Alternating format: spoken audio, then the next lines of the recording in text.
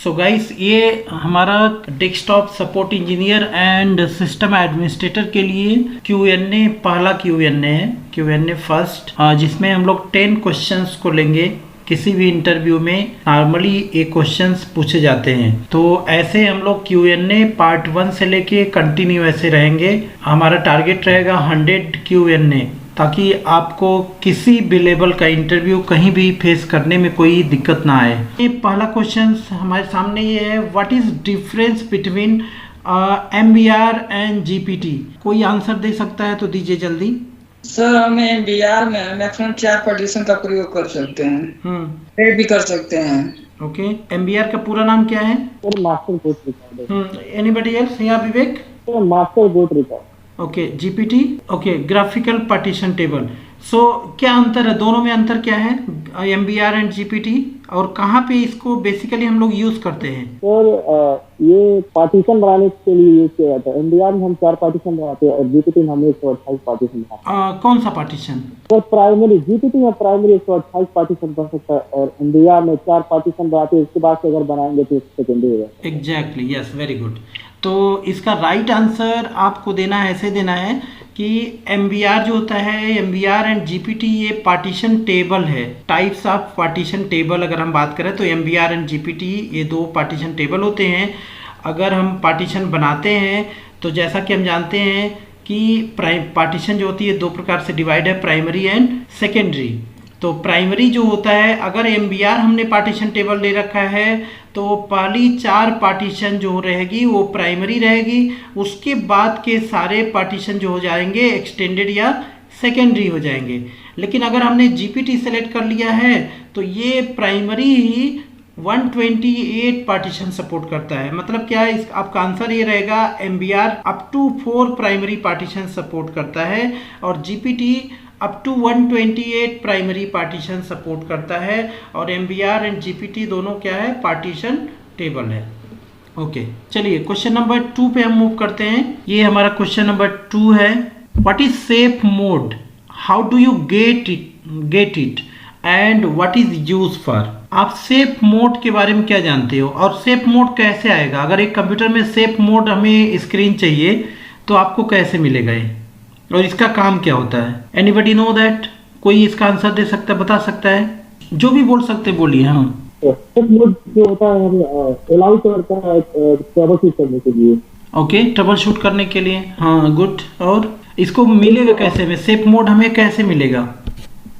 तो फर्स्ट हमको डाउन करना पड़ेगा मशीन, उसके बाद उसको प्रेस करना और प्रेस करना पड़ेगा, या फिर MS कॉन्फिग कमांड देकर हम इसको बूट किया जा सकता है। MS कॉन्फिग कमांड से हम सेफ मोड कैसे लाएंगे? तो I don't have idea but okay, आप बोले अभी कि सिस्टम को शट डाउन करके ये one more question, shut down करके या रीस्टार्ट करके, रीबूट करके सेफ मोड मिलेगा हमें? तो रीस्टार्ट करके। ओके, रीस्टार्ट करके क्या प्रेस करना है? प्रेस करना। हाँ, गुड, वेरी गुड। तो गुड आंसर, लगभग सही बता रहे हैं। सेफ मोड कैसे आएगा? अगर कंप्यूटर में सेफ मोड आपको स्क्रीन चाहिए तो क्या करना है? F8 प्रेस करना, सिस्टम को रीबूट करना है और F8 की प्रेस करना है, इससे सेफ मोड स्क्रीन आ जाएगी। F8 कंटिन्यू प्रेस करते रहना है, उसमें कई सारे वो सेफ मोड का स्क्रीन आएगा, उसमें लास्ट लॉग ऑन और कई सारे ऑप्शन रहेगा, जिसमें फर्स्ट ऑप्शन ही सेफ मोड रहेगा। आप उससे सेफ मोड स्क्रीन पा सकते हो। इसका मेन पर्पस क्या होता है, अगर आपके कंप्यूटर में वायरस है, आपको डाउट है वायरस है और डायरेक्ट नॉर्मल लॉगिन नहीं करना चाहते तो सेफ मोड में जाके कर सकते हैं। कभी कभी हमें वायरस का प्रॉब्लम रहता है, उस समय भी हमें सेफ मोड में लॉगिन करना रहता है। कभी कभी यूज़र प्रोफाइल के बारे में कुछ करना रहता है, यूज़र प्रोफाइल को चेंज करना चाहे डिलीट करना, तो उस केस में भी हमें सेफ मोड में जाना रहता है। तो स्पेशली आप बोल सकते हैं, अगर कोई इस तरह का क्वेश्चन आपसे पूछता है तो आप बोल सकते हैं safe mode specially use for trouble shooting, window trouble shooting, right. और इसको कैसे हमें मिलेगा स्क्रीन? बाई प्रेसिंग F8 की। ठीक है, ये होता है हमारा सेफ मोड के बारे में। चलो अब हम सर, सेफ मोड, अगर सेफ मोड में सिस्टम को ऑन कर रहे हैं तो वो जो यूजर बना के रखे हैं उस यूजर में लॉगिन होता है कि अलग से यूजर बनकर लॉगिन होता है? सेफ मोड में यूजर से कोई मतलब ही नहीं है, ठीक है। वो जो नॉर्मल जो हमारा यूज़र है वही लॉगिन होगा इसमें, जो नॉर्मल बाय डिफ़ॉल्ट जो आपने इंस्टॉल किया है वही, ठीक है। लेकिन उस जैसे मान लो एडमिन का आपने उसमें प्रोफाइल दे रखा है, तो एडमिन का वो सारे रिसोर्सेज थोड़ी आप यूज़ कर पाएंगे सेफ मोड में। सेफ मोड में वो सारे काम थोड़ी कर पाएंगे जो नॉर्मल मोड में हम करते हैं। सेफ मोड में केवल तभी एंट्री करनी है जब हमें ट्रबल शूटिंग कुछ करनी है। आप कोई एप्लीकेशन अगर यूज़ करना है, यस कर सकते हैं, माइक्रोसॉफ्ट ऑफिस आप यूज़ कर सकते हैं, लेकिन वैसा ग्राफिक चाहे वैसे आप नहीं काम कर सकते हैं नॉर्मली, ठीक है। अच्छा सर, हम एक यूजर बनाया जिसका नाम है PC1, उसमें पासवर्ड दिए हैं @123। तो जब अगर हम सेफ मोड में उसको ऑन करेंगे तो वहाँ पे पासवर्ड पूछेगा क्या? एकदम पूछेगा, बिना पासवर्ड के कैसे? वो किसी मोड में आप जाके बिना पासवर्ड के नहीं जा सकते, ठीक है sir. Okay sir, good question, ये भी सही है। जो अगर ऐसा नहीं रहता तो किसी के कंप्यूटर को हम क्या करते, सेफ मोड में जाके नॉर्मल सेफ मोड में लॉगिन करके हम जाके पासवर्ड चेंज कर सकते हैं ना यूज़र का। तो इसलिए जो यूज़र है, यूज़र का पासवर्ड है, वो तो पासवर्ड मांगेगा ही मांगेगा, ठीक है। Question number 3, what is main memory? कोई बोलेगा मेन मेमोरी क्या है? RAM and ROM also called main memory. Okay, what is the work of main memory? What is function of main memory? Why ROM and RAM? You are saying RAM and ROM? हमारे hard disk से जो भी setup files होती हैं operating system को micro RAM से होके और रैम में कुछ समय के लिए कॉपी होके और हमारे माइक्रो प्रोसेसर को। ओके, ऐसे समझना है। Try to understand like this. See suppose करिए जहाँ हमारा इनपुट डिवाइस है, इनपुट है, यहाँ से ये जा रहा है प्रोसेसिंग में, ठीक है। ये प्रोसेसिंग में यहाँ पे हमारा क्या है, LU है, CU है, ठीक है, कंट्रोल यूनिट, और यहाँ पे होती है हमारी मेमोरी यूनिट, ठीक है। और इससे क्या होती है, यहाँ पे होती है मेन मेमोरी, ये होती है मेन मेमोरी। तो इनपुट से कोई भी डेटा जो जाता है एग्जैक्टली ये CPU में डायरेक्ट नहीं जाता है, ये यहाँ से होके जाता है। और आउटपुट भी यहाँ पे अगर आउटपुट है तो ये भी कुछ ऐसा होता है कहानी इसकी, ठीक है। तो अगर माइक्रो प्रोसेसर तक किसी इंफॉर्मेशन को ले जाना है, प्लस करने के लिए, माइनस करने के लिए, कोई भी कैलकुलेशन कराने के लिए, तो वो मेन मेमोरी से होकर ही जाएगा, ठीक है। मेन मेमोरी मतलब क्या, रैम एंड रोम। तो रैम ही एक ऐसा कंपोनेंट है जो माइक्रो प्रोसेसर से डायरेक्ट कनेक्टिविटी है, डायरेक्ट कांटेक्ट करता है। तो इनपुट से कोई भी डाटा जो होता है वो प्रोसेसर में डायरेक्ट नहीं जाएगा, वो रैम के थ्रू प्रोसेसर को जाएगा फिर। और ये प्रोसीजर कौन कराता है, ये प्रोसीजर कराता है रोम। इसीलिए रैम एंड रोम को हम मेन मेमोरी बोलते हैं। इसको हम प्राइमरी मेमोरी बोलें क्योंकि यहीं पे प्राइमरली डेटा आ रहा है, या तो इसी को हम मेन मेमोरी बोलते हैं क्योंकि प्रोसेसर तक कोई भी इंफॉर्मेशन भेजने के लिए मेन मेमोरी से ही होके जाएगा। अगर मेन मेमोरी, क्योंकि इनपुट डिवाइस हमारा कांटेक्ट नहीं कर सकता प्रोसेसर को, ठीक है, आउटपुट डिवाइस कांटेक्ट नहीं कर सकता, तो ये कड़ी होती है मेन मेमोरी की, ठीक है। तो ऐसे कहेंगे मेन मेमोरी क्या है, ये main memory RAM and ROM is called main memory and it is called primary memory because data coming from input that first come to the primary memory means main memory because processor can contact direct to the RAM, not input device. Input device cannot contact direct microprocessor, right. तो ये क्या है, mediator का काम करता है, बिना इसके प्रोसेसर तक हम पहुंच ही नहीं सकते, डेटा पहुंचा नहीं सकते, ठीक है। इसीलिए इसको हम मेन मेमोरी बोलते हैं। तो कोई कहता है प्राइमरी मेमोरी, तब भी वही बात हो गई, और मेन मेमोरी कोई कहता है तब भी वही बात हो गई, ठीक है। चलिए क्वेश्चन नंबर 4 पे हम चलते हैं। What is default gateway? कोई बताएगा डिफॉल्ट गेटवे क्या है? एनीबॉडी का आंसर, डिफॉल्ट गेटवे क्या है बताइए विवेक। तो डिफॉल्ट गेटवे राउटर का आईपी होता है, उसमें राउटर को IP/MP होता है।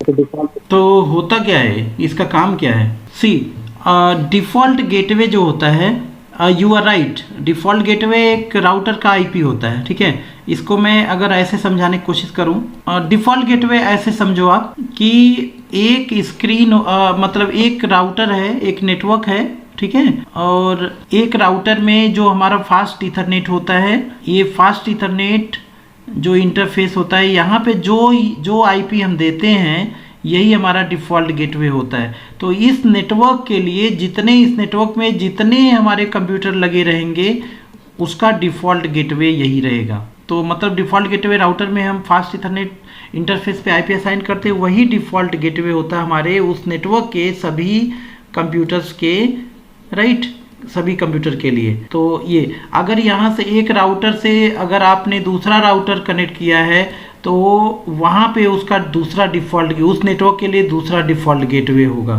तो एक नेटवर्क के लिए हम डिफ़ॉल्ट गेटवे का यूज़ करते हैं, राइट। डिफ़ॉल्ट गेटवे ही बताता है, जैसे मान लो हमारे ऑर्गेनाइजेशन में 4000 कंप्यूटर हैं और 500 कंप्यूटर एक राउटर से कनेक्टेड है, अगर सपोज करो, ज़्यादा मैंने एग्जांपल ले लिया, अगर 200 कंप्यूटर है उसमें 50 कंप्यूटर जो है एक नेटवर्क में एक राउटर से कनेक्टेड है।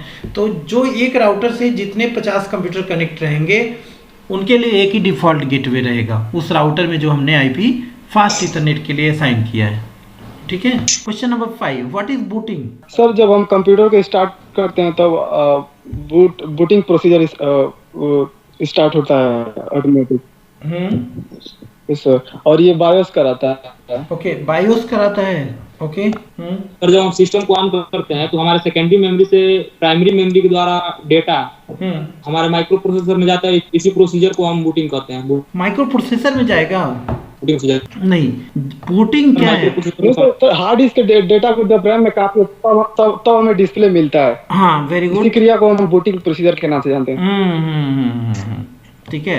माइक्रो प्रोसेसर तो वो डायरेक्ट माइक्रो प्रोसेसर को तो इन्फॉर्म करता है, लेकिन कॉपी थोड़ी है। माइक्रो प्रोसेसर के पास मेमोरी थोड़ी है, जगह थोड़ी है रखने के लिए, ठीक है। माइक्रो प्रोसेसर के पास जगह नहीं है, वो तो केवल कांटेक्ट करता है प्रोसेसर से कैलकुलेशन के लिए, ठीक है। और ये मेमोरी बूटिंग क्या होता है? Booting is a process that loading all bootable file, system file from secondary memory to RAM, secondary memory to main memory. Okay, main memory में जो, या रैम आप डायरेक्ट बोलो, रैम के अंदर जो भी डेटा, सेकेंडरी मेमोरी मतलब हार्ड डिस्क ड्राइव से जो भी डेटा क्या होती है, लोड होती है मेन मेमोरी में, इसी को हम बूटिंग प्रोसीजर बोलते हैं, ठीक है। Booting is a procedure that loading all bootable file from secondary memory to main memory. Okay, just इसका उल्टा आप देखिए यहाँ पे, व्हाट इज सिस्टम फाइल था वो। अब यहाँ पे क्वेश्चन नंबर 6 में व्हाट इज फाइल सिस्टम, ये तो आपको आता ही होगा। इसका आंसर कोई दे सकता है? Anybody can? What is file system? Vivek, are you there? Yes sir. What is file system? 3 प्रकार, फाइल, एनटीएफएस और आरईएफएस।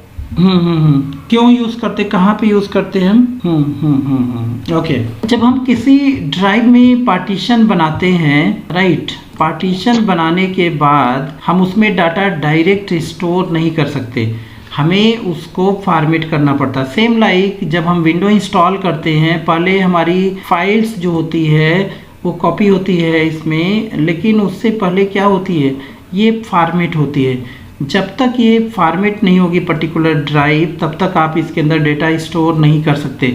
जैसे एग्जांपल के लिए आप कोई पेन ड्राइव ले लो, या मोबाइल में इंटरनल चिप लगो, अगर एक्सटर्नल लगा रहे हैं तो पहले ही आपसे बोलेगा क्या, फॉर्मेट करने के लिए। जब तक आप फॉर्मेट नहीं करोगे तब तक उसके अंदर डेटा स्टोर नहीं होगा। तो फॉर्मेट करने से क्या होता है, उसके अंदर जो भी है डेटा, जो भी फाइल, उसको इरेज करती है, क्लीन करती है, और उसके अंदर ट्रैक सेक्टर राइट करती है, ठीक है, और उसी में डेटा हमारी स्टोर होती है। तो जब हम इसको फॉर्मेट करते हैं तो फॉर्मेट करने के लिए जो फाइल सपोर्ट करती है उसी को हम फाइल सिस्टम बोलते हैं। और ये बेसिकली 3 प्रकार की फाइल सिस्टम होती है। क्या होती है? फैट और एनटीएफएस। फैट का पूरा नाम होता है file allocation table, NTFS new technology file system, and REFS resilient file system. तो ये बेसिकली 3 तरह की फाइल सिस्टम होती है विंडो में जो सपोर्ट करती है। अगर वही से आप लिनक्स में जाओगे तो वहाँ पे ext करके रहती है, ext2, ext3, ext4, xfs, nfs, ऐसे फाइल सिस्टम होती है, राइट। तो हर एक ऑपरेटिंग सिस्टम में जब हम फॉर्मेट करते हैं, प्रोसीजर तो वही रहेगा ना, चाहे कोई भी ऑपरेटिंग सिस्टम हो, तो उसमें अलग अलग फाइल सिस्टम होती है जिसका काम वही होता है, ठीक है। अब कोई बताएगा कि फैट और एनटीएफएस में अंतर क्या है? फैट जो होता है सिक्योर नहीं होता है, एनटीएफएस जो होता है ये सिक्योर होता है। Very good. फैट में सिक्योरिटी नहीं होती है, एनटीएफएस से अगर किया कि सिक्योरिटी रहेगी। आप चेक कर सकते हैं जब फॉर्मेट आप करते हैं कोई भी ड्राइव, दो ड्राइव आप लेकर चेक करके देख लो, एक को फैट 32 से आप करिए, एक को एनटीएफएस से। उसके बाद उस ड्राइव के प्रॉपर्टी में जाएंगे तो अगर फैट से फॉर्मेट किए तो उसमें सिक्योरिटी का टैब आपको नहीं मिलेगा, और एनटीएफएस से अगर आप फॉर्मेट किए तो उसमें सिक्योरिटी का टैब मिलेगा। Very good. अब ये बताओ हमें एनटीएफएस और आरईएफएस में अंतर क्या है? और एनटीएफएस जो होता है वो सिक्योर तो होता है लेकिन इतना सिक्योर नहीं होता, लेकिन आरईएफएस जो होता है खुद करता है। ओके चलो, ये हाई लेवल सिक्योर होती है, और इसके अलावा सर इसको कमांड देने की जरूरत नहीं होती। हाँ, very good. The main differences is ये ऑटो स्कैन करता है, ऑटो चेक करता है। जैसे नॉर्मली क्या होती है हमारे हार्ड डिस्क में, मान लो विंडो इंस्टॉल है और वो करप्ट हो जाती है, हार्ड डिस्क कभी कभी मालूम नहीं चलता हमें, हम रिपेयर नहीं करते हैं, उसके अंदर बैड सेक्टर ज़्यादा आ जाते हैं, चाहे कुछ हो जाता है और वो डेड हो जाता है। ठीक है, या तो आप नॉर्मली अगर आप रूटीन में क्या करते हैं, चेक करते रहते हैं अपने हार्ड डिस्क ड्राइव को चेक डिस्क कमांड से, तब तो चलो मालूम हो जाएगा, राइट। नहीं चेक करते तो डैमेज हो जाएगा। लेकिन आरईएफएस क्या होती है, आपको चेक डिस्क कमांड देने की ज़रूरत नहीं होती है, ऑटो चेक करके वो आपको बताता रहेगा कि स्कैन करने की ज़रूरत है, या ये ऑटो स्कैन करता रहेगा। अगर प्रॉब्लम रहेगा तो पहले ही आपको नोटिफिकेशन मिल जाएगा, तो आप हार्ड डिस्क को बैकअप ले सकते हैं, चेंज कर सकते हैं, राइट। तो ये न्यू फाइल सिस्टम है विंडोज सर्वर 2012 के लिए। विंडोज सर्वर 2012 के बाद के server, specially server operating system में है, क्योंकि सर्वर ऑपरेटिंग सिस्टम ज़्यादा क्रूशियल होता है और उसके अंदर, क्योंकि सर्वर ऑपरेटिंग सिस्टम अगर जाएगा तो बहुत सारे उसके साथ साथ क्लाइंट भी बैठ जाएंगे, राइट। तो इसलिए ये फाइल सिस्टम ज़्यादा इंपॉर्टेंट। चलो नेक्स्ट क्वेश्चन हम चलते हैं। Question number 7, what are some commonly use LAN cable? LAN cable का यूज़ क्या होता है? कोई आंसर देगा? लैन केबल क्या होता है और इसका यूज़ क्या होता है? लैन केबल जो होता है इसको हम ईथरनेट केबल भी बोलते हैं। इसके कई कैटेगरी होते हैं, cat 5, cat 5e, cat 6, cat 7। तो ये सारी कैटेगरी ये डिपेंड करता है इसके स्पीड पे, इसके बैंडविड्थ पे। जैसे एग्जांपल के लिए कैट 5 की बात करेंगे तो कैट 5 जो होता है 10 Mbps का रहेगा, कैट 5e जो रहेगा वो 100 Mbps का रहेगा, कैट 6 रहेगा 1000 Mbps का। ऐसे इसका स्पीड और बैंडविड्थ रहेगा, ठीक है। तो इसको हम कैटेगरी के नाम कई सारी कैटेगरी में डिवाइड करते हैं। इसको हम ईथरनेट केबल भी बोलते हैं। इनका काम क्या होता है? Commonly use for networking. आप नॉर्मल लैन यूज करते हैं जिसमें आप कनेक्टिविटी करते हैं, एक स्विच से कनेक्ट करना है अगर आपको कंप्यूटर को, तो आप इसी केबल का यूज़ करते हैं, ठीक है।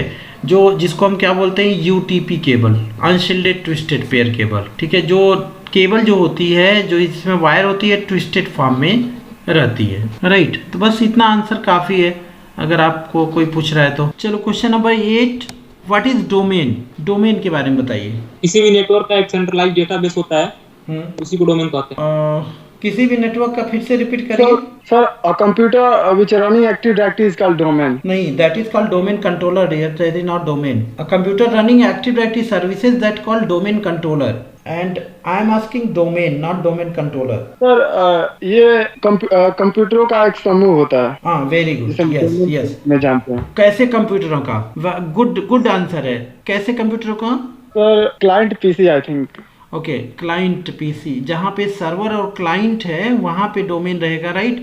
तो ऐसे बोल सकते हैं हम, logically grouping all computers in centralize network. एक सेंट्रलाइज नेटवर्क है अगर, और उसमें जितने कंप्यूटर्स जुड़े हुए हैं, है ना, एक सेंट्रलाइज नेटवर्क बोले तो क्या, जहाँ पे एक ऐसा कंप्यूटर जो कंट्रोल करता हो सबको, सेंट्रलाइज, है ना, सेंट्रल में हो, जो कि सारे अदर पीसीस को कंट्रोल करता हो, तो ये सारे पीसी क्या कहलाते हैं? क्लाइंट कराते हैं, और इसको हम बोलते हैं सर्वर, है ना। तो इसी को हम एक डोमेन एनवायरनमेंट बोलते हैं, जहाँ पे सर्वर और क्लाइंट दोनों काम करते हो। तो अब आप क्या बोलोगे कि डोमेन का डिफिनेशन कैसे करेंगे? Logically grouping all the computers, all the client computers in centralize network, मतलब जहाँ पे ये सेंट्रलाइज सर्वर कंट्रोल करता हो, इनके अधीन में हो, तो इसी को हम क्या बोलते हैं? डोमेन बोलते हैं। डोमेन एनवायरनमेंट ही हो गया, ठीक है। बिना इस सर्वर के परमिशन के ये लॉगिन भी नहीं कर पाएंगे, क्योंकि ये सभी जो है एक डोमेन के बाउंड्री में बने रहेंगे। जैसे मान लो एक ishaninfo.com है, ibm.com है, एक डोमेन है ना, तो वो डोमेन के बाउंड्री में रहेंगे। अभी सही आंसर दे रहे हैं आप लोग। चलो question number 9, what is difference between basic disk and dynamic disk? ये भी एक important question. Basic disk and dynamic disk आप लोगों को प्रैक्टिस करना है। ट्राई टू आंसर, गलत ही आंसर तो प्रॉब्लम नहीं है, ट्राई करना है। जब तक आप ट्राई नहीं करोगे, कभी कभी क्या होता है आपको आते हुए क्वेश्चन आता रहेगा बट आंसर आप नहीं दे पाओगे। तो आपको हैबिट अगर रहेगी ना, ये सेशन मैंने इसीलिए स्टार्ट किया, आपको हैबिट रहेगी आंसर देने की, कुछ भी बोलने की हैबिट रहेगी, तो जब भी आपसे कोई क्वेश्चन पुट करेगा आप उसका आंसर दे पाएंगे। और जो भी एग्जामिनर रहता है, जो भी इंटरव्यूअर रहता है, वो बस वही चेक करता है कि आप बोल पा रहे हैं कि नहीं, कर पा रहे हैं, कैपेबल है या नहीं। उनको मालूम रहता है आप फ्रेशर हैं, आप जस्ट स्टडी किए, आप रियल टाइम काम शायद नहीं कर पाएंगे, तो क्विकली आपको ट्रेनिंग देनी रहेगी, लेकिन वो लोग जानना चाहेंगे कि आप कैलिबर हैं, कर पाएंगे या नहीं कर पाएंगे बाद में। तो आंसर देने की कोशिश करिए। जी sir. Basic disk and dynamic disk में अंतर क्या होता है? बेसिक डिस्क में हम पार्टीशन बनाते हैं, डायनेमिक डिस्क में हम वॉल्यूम बनाते हैं। सबसे पहला अंतर ये होता है, राइट। बेसिक डिस्क में हम पार्टीशन बनाते हैं, डायनेमिक डिस्क में हम पार्टीशन नहीं बनाते, इसके अंदर वॉल्यूम बनाते हैं। वॉल्यूम क्या होता है कि एक हार्ड डिस्क है, एक और हार्ड डिस्क है, 2-3 हार्ड डिस्क अगर आपके पास है, तीनों को मिलाकर एक वॉल्यूम हम बना लेते हैं। मान लो 100 GB का 3 हार्ड डिस्क है, तो हम क्या करते हैं, ये 300 GB का एक वॉल्यूम बना लेते हैं हम ऐसे।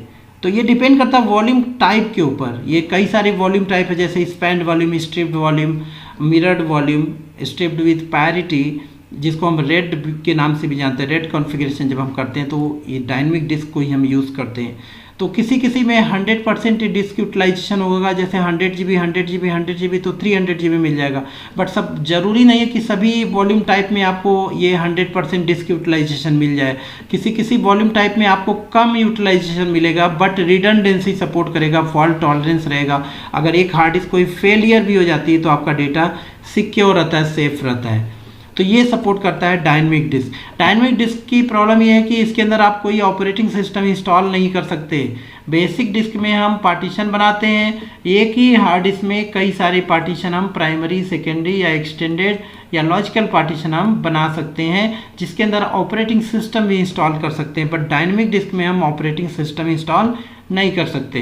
बेसिक से डायनेमिक कभी भी कन्वर्ट कर सकते हैं, बट एक बार डायनेमिक कन्वर्ट करके बेसिक में कन्वर्ट करना इजीली नहीं है, आपको थर्ड पार्टी सॉफ्टवेयर का यूज़ करना पड़ेगा। तो ये बेसिक और डायनेमिक डिस्क होता है। बेसिक डिस्क एक ही डिस्क में आप पार्टीशन, डायनेमिक के लिए इस वॉल्यूम बनाने के लिए आपके पास मिनिमम 2 डिस्क होना चाहिए। ओके, तो ये है डिफरेंसेस। और लास्ट क्वेश्चन है question number 10, what is the ping command and इसका यूज़ क्या है? पिंग कमांड क्या है, इसका यूज़ क्या है?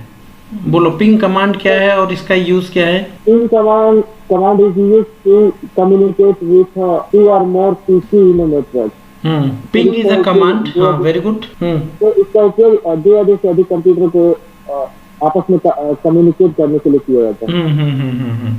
पिंग एक कमांड है जो क्या करता है, जब हम किसी नेटवर्क में चेक करने के लिए कि हमारा जो कंप्यूटर है उस नेटवर्क में कम्युनिकेशन कर रहा है कि नहीं कर रहा है, तो हम पिंग कमांड से उस जो डेस्टिनेशन है उस कंप्यूटर के आईपी को हम पिंग करते हैं। पिंग स्पेस उस कंप्यूटर का आईपी डालेंगे तो ये चेक करेगा कि कम्युनिकेशन हो रहा है या नहीं हो रहा है, पैकेट रिसीव हो रहा है या नहीं हो रहा है। ठीक है, तो पिंग क्या है, एक कम्युनिकेशन कमांड है, नेटवर्किंग में यूज़ होता है। ठीक है, तो ठीक है, आंसर दे रहे हैं, लेकिन सभी लोग आंसर देने की कोशिश करिए। राइट, जो भी क्वेश्चन है आप जैसा जो भी आता है, एक लाइन, एक वर्ड, जितना भी होता है कोशिश करना है आंसर। जैसे आप प्रैक्टिस करोगे धीरे धीरे करके आपको तैयार हो जाएगा। ठीक है, तो सेम ऐसे 10 क्वेश्चन हम आपके लिए लेके आएंगे और आप ऐसे इस पे इसका अभ्यास करिए। सारे क्वेश्चन आप नोट डाउन कर लीजिए और तैयार कर लीजिए।